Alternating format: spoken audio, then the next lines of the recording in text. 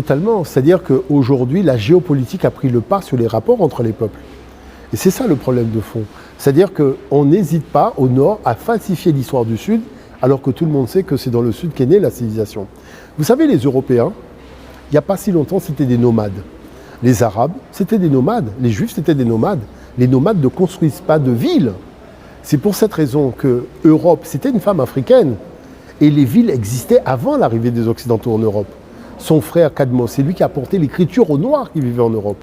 Les Européens sont arrivés après. Quand vous prenez par exemple la Rome antique, mais savez-vous que des Noirs vivaient en Italie avant l'arrivée des Caucasiens? C'est eux qui ont inventé l'Empire romain, la première cité de Rome a été fondée par ces gens. Et c'est eux qui ont inventé le latin, c'est eux qui ont inventé la notion de cité, c'est eux qui ont inventé les monuments, c'est eux qui ont inventé le système hydraulique, les ponts, les aqueducs. Mais les aqueducs existaient déjà en Italie avant l'arrivée des Caucasiens. C'est de cela dont il s'agit. C'est-à-dire que l'Europe se sert d'une histoire qu'il invente, l'Europe invente une histoire pour se glorifier auprès des pays du Sud, sauf que quand vous allez dans une bibliothèque, vous dites, mais attends, le gars il se prend pour quelqu'un qui a tout inventé. C'est-à-dire qu'il aurait eu un cerveau au-dessus de tous les autres cerveaux.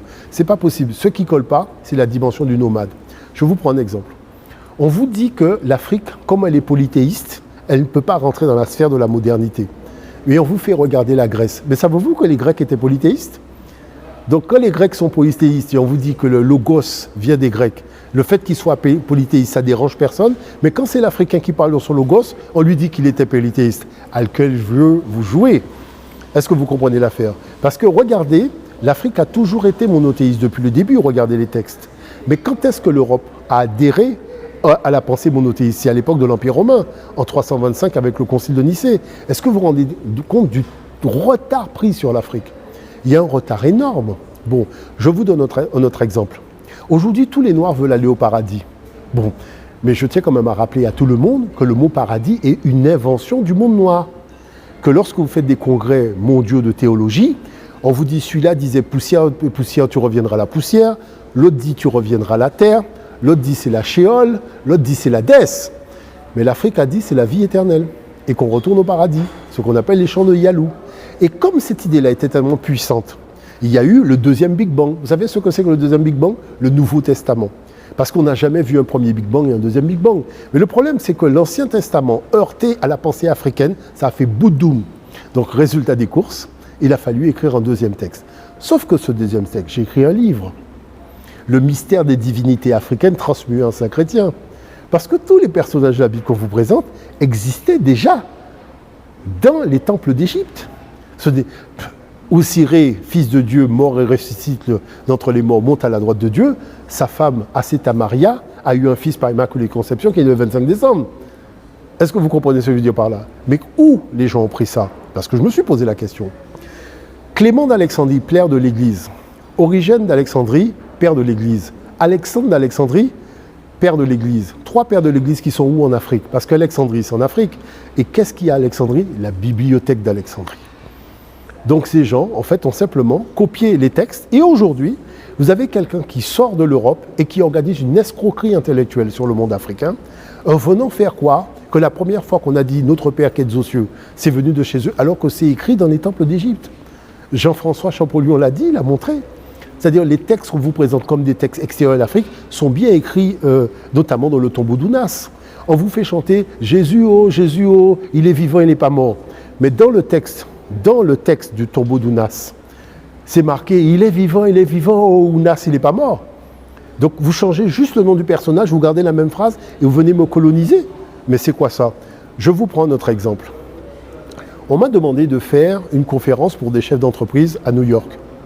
Je leur expliquais que c'est quand même très étrange qu'au niveau de cette société, elle soit toujours dans un choc des couleurs de peau. C'est-à-dire il y a un racisme, il y a quelque chose qui crée des tensions. J'étais obligé de leur rappeler. Sur le billet d'$1, la pyramide qu'ils ont faite, elle est en Afrique, elle n'est pas en Occident. Bon, la notion de monnaie, c'est une invention de l'Afrique. Le premier étalon monétaire de l'histoire de l'humanité s'appelait le chati. Bon, Narmer, quand il a fondé son premier palais, c'est celui qui a unifié la Haute et la Basse Égypte en 3200 de l'ère ancienne africaine. Son palais s'appelait Inech-Eb. Quand vous traduisez Inech-Eb en français, ça veut dire la Maison Blanche, parce que c'est un palais en calcaire blanc. L'aigle à l'aile déployée, c'est le symbole de Narmer, qui est le faucon rouge. Ça veut dire qu'il n'y a rien émanant de la pensée intellectuelle occidentale déjà sur le billet $1. Et c'est sur le billet $1, ils veulent imposer leur hégémonie sur le monde, alors qu'il n'y a rien qui correspond à la maturation de leur pensée. Quel est le problème? Le problème, c'est qu'il y a un déficit de connaissances dans le monde africain. Parce que s'il y avait cette connaissance-là, on ne serait pas impressionné, on ne chercherait pas nos modèles civilisationnels à l'extérieur du continent africain. Parce qu'on a compris une chose, tous les peuples, même prenons par exemple la problématique de Confucius. On vous présente un Confucius chinois, alors que vous allez à la fondation de Confucius à Shanghai, il n'a rien à voir avec un chinois, c'est un noir. Vous allez voir Bodhidharma du temple de Shaolin, mais sa statue est là, c'est un noir. Donc comment ça se fait que vous voyez des choses que vous externalisez par rapport au nombril africain, et quand vous rentrez et vous allez regarder, mais dites aux Africains qui voyagent en Asie d'aller dans les musées. Tous les Asiatiques que vous voyez là aujourd'hui, il n'y a pas très longtemps, leur arrière-grand-mère était noire, avec les cheveux crépus. Et c'est ce que vous voyez dans les musées. Donc, et qui a élaboré la pensée au niveau de la philosophie et de la théosophie en Asie? Ce sont leurs ancêtres noirs. Ce sont en Inde, Krishna, Vishnu, ce sont des noirs. Même si on vous les présente blancs aujourd'hui, mais allez voir dans les musées, ce sont des noirs. Donc la problématique de fond, c'est que l'Afrique ne peut pas se laisser coloniser par la pensée de ses pères et de ses mères. Il y a un déficit de connaissances qu'il faut régler. Et c'est par l'enseignement qu'il faut le régler, c'est par les médias aussi, c'est par le fait d'aller dans les écoles. Vous savez, j'ai déjà vu 14 000 enfants dans les milieux scolaires, puisque pour moi, c'est important de montrer aux enfants comment, à partir des mathématiques africaines, eh bien, on a repris le système de calcul pour inventer les codes binaires informatiques. On vous dit, mais écoutez ça, on vous dit qu'il y a l'univers des nombres décimaux, l'univers des nombres binaires. C'est deux univers distincts. Et comment l'Afrique a fusionné les deux univers? On vous dit qu'il y a la physique classique et il y a la physique quantique. C'est deux univers distincts. Non, parce que l'Afrique a fait fusionner les deux pensées. Les deux systèmes ont fusionné dans la pensée africaine. Donc ce qui veut dire que quand je dis que la pensée africaine n'est comparable à aucune autre forme de pensée, j'ai des preuves. Mais je peux vous faire écouter ce qu'a dit M. Iglash, je peux vous faire écouter ce qu'a dit M. Wilbrook. M. Wilbrook, qui est un grand spécialiste des mathématiques africains, qui est belge, qui a enseigné en République démocratique du Congo. M. Guerdès, qui était du Mozambique et qui venait de la Hollande. Mais il n'a pas arrêté de le dire, il a écrit plusieurs ouvrages là-dessus. Donc l'enjeu, c'est quoi?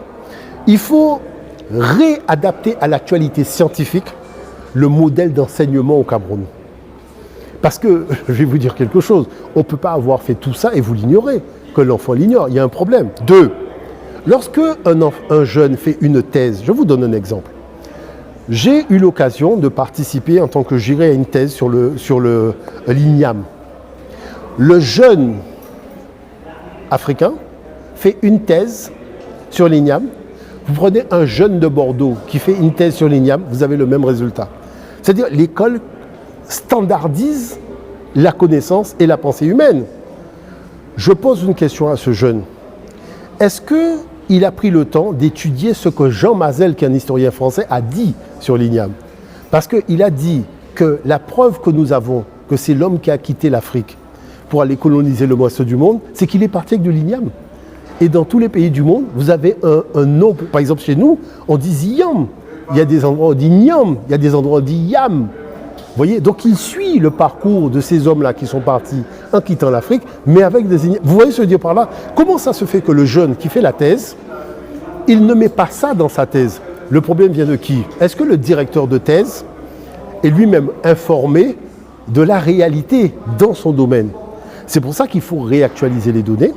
C'est pour ça qu'il faut aussi, quelque chose d'important, ne pas se confiner aux matériaux occidentaux. Parce que trop souvent, on écrit une thèse pour faire plaisir à l'Européen, pas pour nourrir le génie africain. Et comment on fait? En variant aussi la documentation. Parce que je me dis, mais je regarde la bibliographie d'un jeune qui a fait une thèse, tous ces matériaux sont européens.